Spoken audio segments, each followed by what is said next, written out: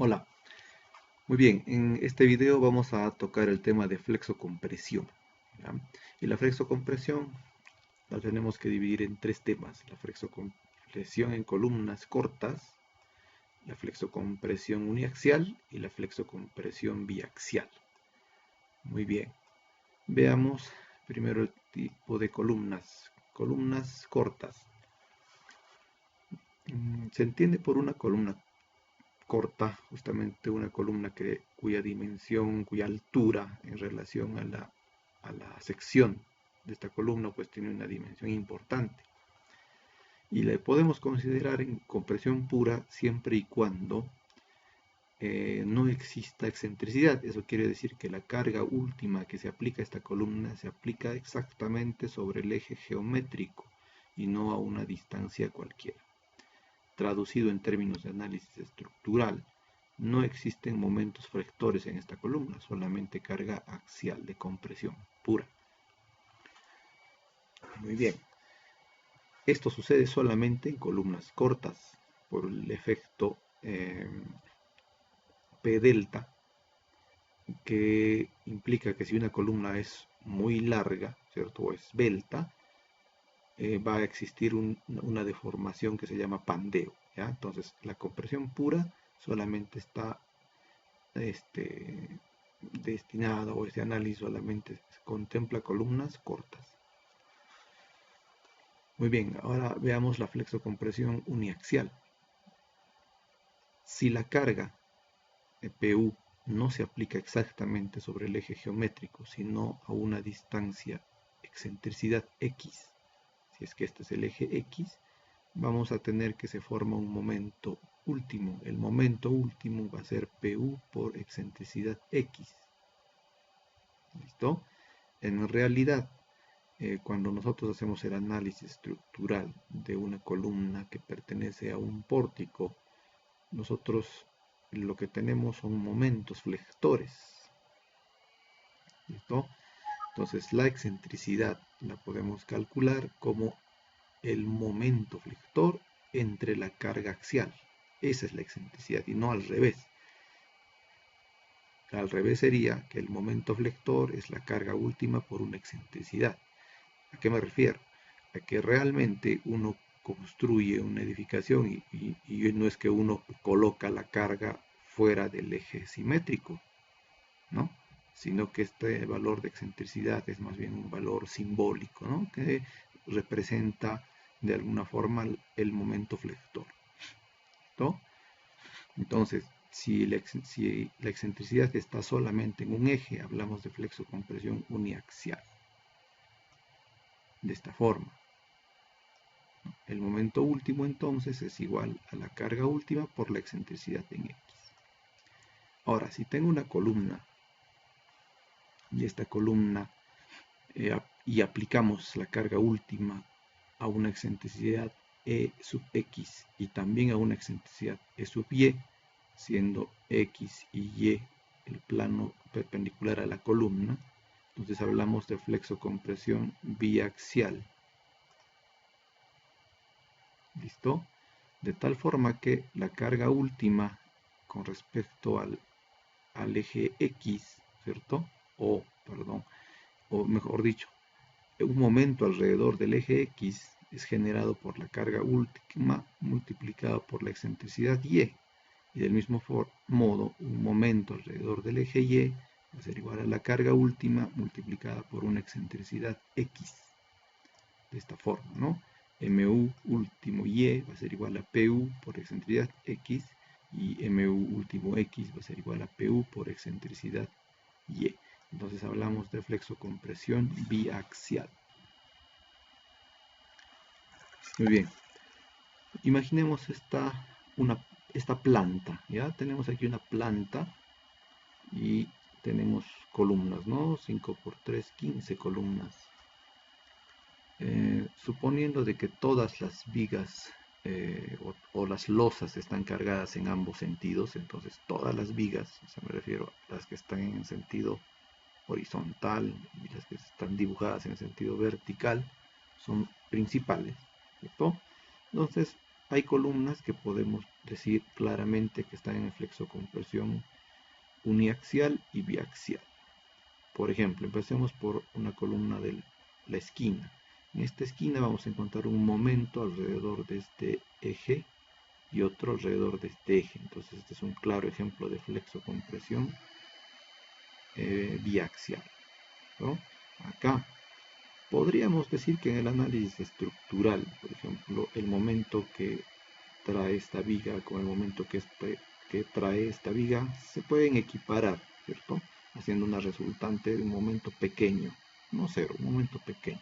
Entonces, si comparamos el momento pequeño en esta dirección con el momento grande en esta dirección, podemos decir que este es un claro ejemplo de, no un claro ejemplo, pero podríamos decir que es un ejemplo de flexocompresión uniaxial, ¿cierto? Porque habría un momento predominante y el otro más pequeño.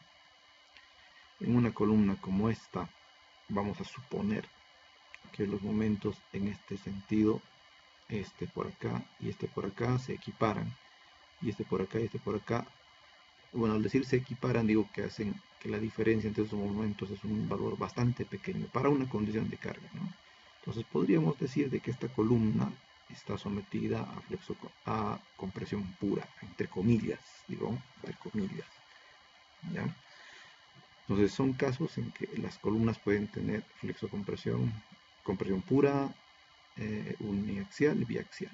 Ojo, esto es solamente un tema explicativo. En realidad, en una columna que sea parte de un pórtico, siempre vamos a tener flexocompresión biaxial, ¿no? Biaxial. ¿Por qué? Porque las condiciones de carga no son únicas, cambian, ¿cierto? Condiciones de sismo, condiciones de viento hacen que cambien. Y bueno, por ley, un elemento que va a estar sometido o lo vamos a diseñar a compresión pura no es una columna de un edificio, ¿ya? Puede ser, yo que sé, un pilar de un puente, un elemento aislado, ¿ya? Pero no una columna de un edificio. Muy bien. Entonces, ¿cómo se diseña la compresión pura, la flexocompresión uniaxial y la flexocompresión biaxial? La compresión pura. Esto lo hemos analizado en la parte 2 del curso, ¿cierto? El caso de la compresión pura. En la parte 2 del curso vimos esta ecuación, ¿no? Que es en realidad esfuerzo, todo esto, 0,85 es esfuerzo en el concreto por el área de concreto, que vendría a ser el área bruta menos el área de acero, más esfuerzo en el acero por el área de acero, ¿no? En resumen, esfuerzo en el concreto por área en el acero, más esfuerzo en el acero, de nuevo, esfuerzo en el concreto por área en el concreto, más esfuerzo en el acero por área del acero, ¿no? Esa es la compresión resistente de una columna, ¿ya?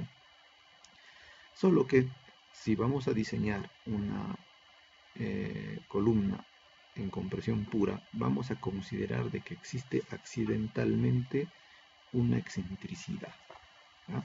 ¿Y cómo vamos a considerar esa excentricidad? Colocándole estos factores de reducción a la capacidad resistente. 0,85 si la columna es circular y reforzada transversalmente con un suncho, ¿no? Un refuerzo en espiral.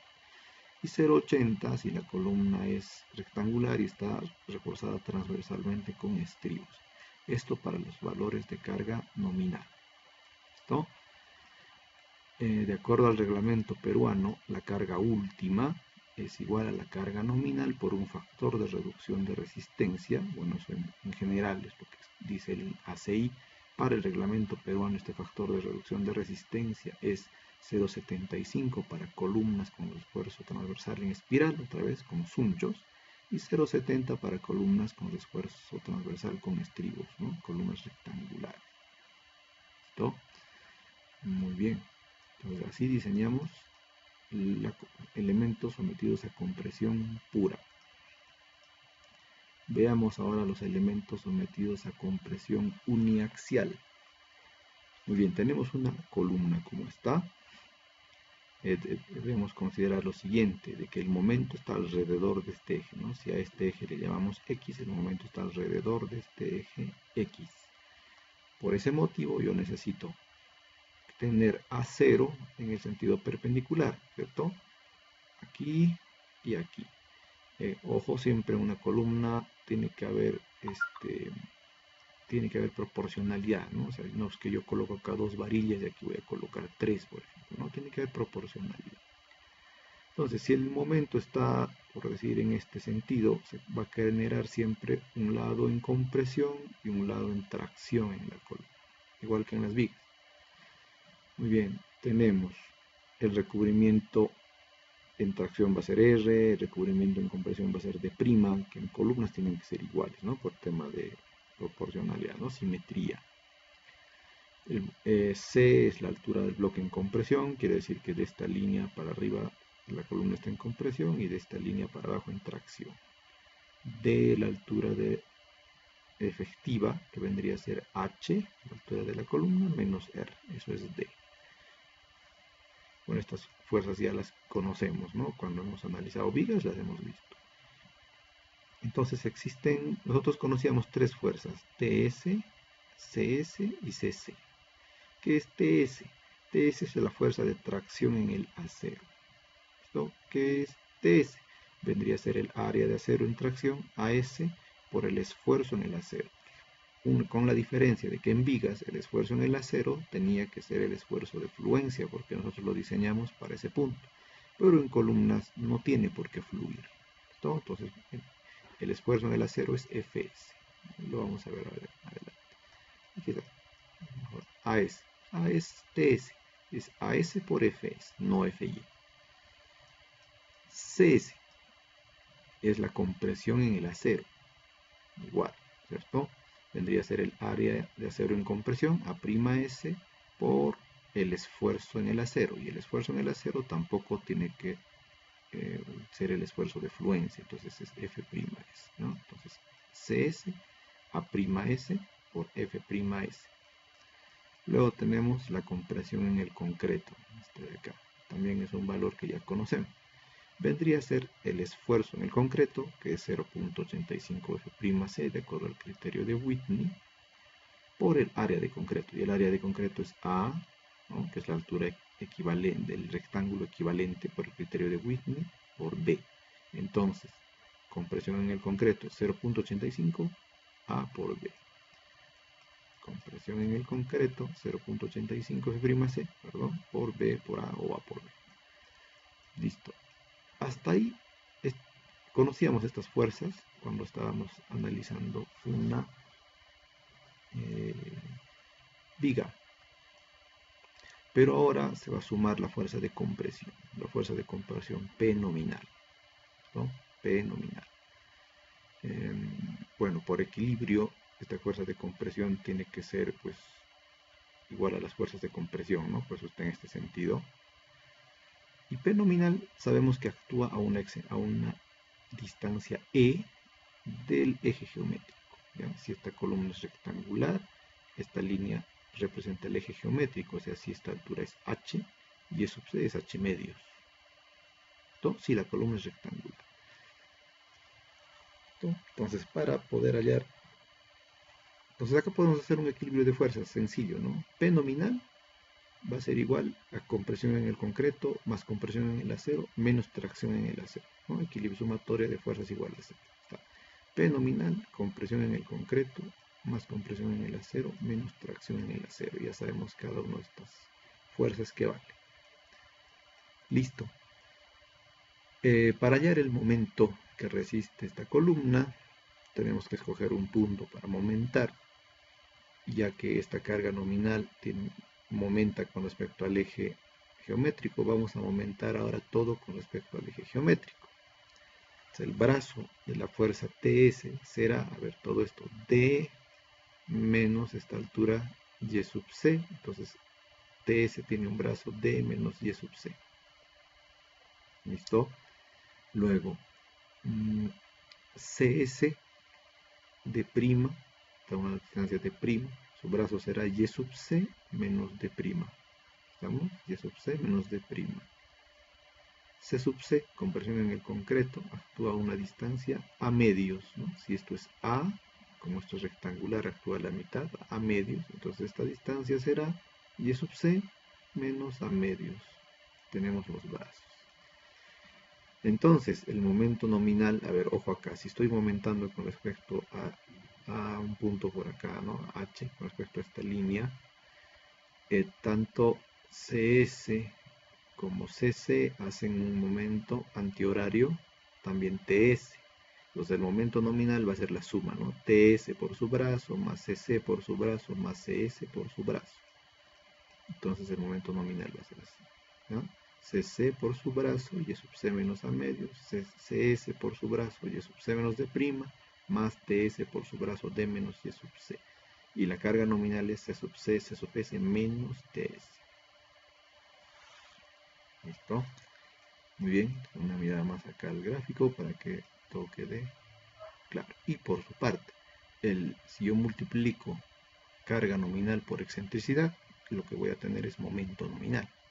Como hemos estado viendo aquí, ¿cierto? Momento, carga por excentricidad. Listo. Entonces, por lo que tenemos dos ecuaciones, ¿listo? Estas dos ecuaciones, puedo hallar una carga nominal y un momento nominal. Pero en estas ecuaciones, a ver, ¿cuáles son las incógnitas? Vamos primero en los brazos. Y sub C conocido es H medios. D' recubrimiento conocido. Y sub C conocido. D es conocido también, ¿no? H menos R. La gran incógnita, A. La primera incógnita. No conocemos A, como en todos los casos donde hemos analizado secciones, ¿no? Vamos a las fuerzas. F'C, valor de diseño conocido. B, geometría conocido. A. Entonces la gran incógnita es A. A'S, AS, valores conocidos, ¿no es cierto?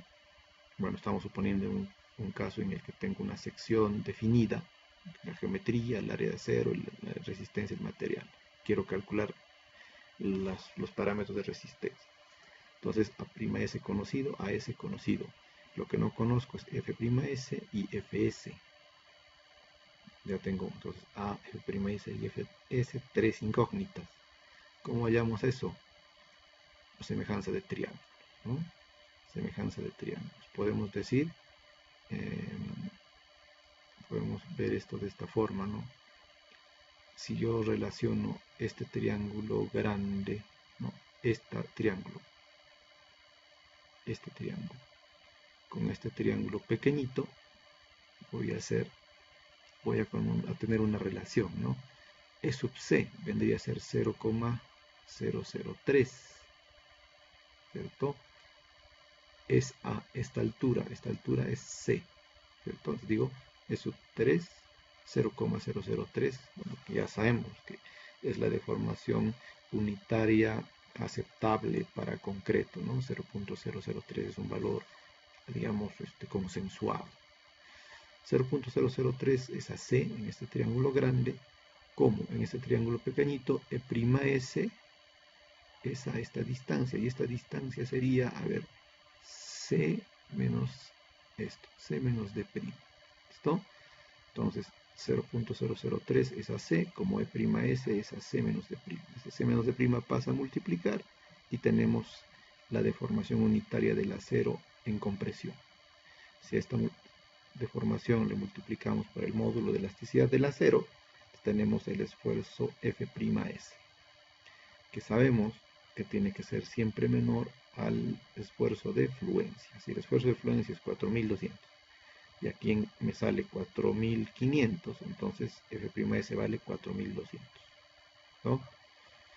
Ahora, para E sub S, hacemos la misma relación entre este triángulo. Ya dijimos, E sub C es a esta altura que es C, ¿cierto?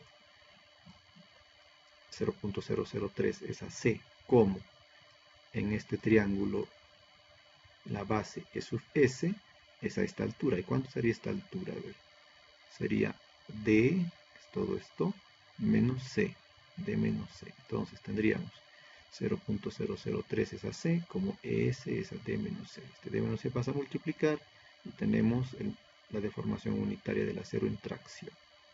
Si a esta la multiplicamos por el módulo de elasticidad, tenemos Fy. Esto es Fy, no FF, error de digitación, Fy. ¿Listo? Entonces ya conozco F'S y Fs. Y ojo, todos están en función de, bueno, S es conocido, cierto módulo de elasticidad, D' es conocido, D es conocido, lo que es desconocido es C, pero C es A entre beta sub 1, entonces todo esto está en función de A. ¿Listo? Muy bien, entonces podemos calcular la carga nominal y el momento. Muy bien, finalmente, si reemplazamos estos valores C sub S, CS, TS en estas ecuaciones, vamos a tener las ecuaciones 3 y 4. ¿Listo? La ecuación 3 para calcular la carga nominal, 0,85 F'C A por B más A'S F'S menos ASFS. Y la ecuación 4 para calcular el momento nominal, 0,85 F'C B por A por el brazo Y sub C menos A medios más A'S F'S por Y sub C menos D' más ASFS por D menos Y sub C.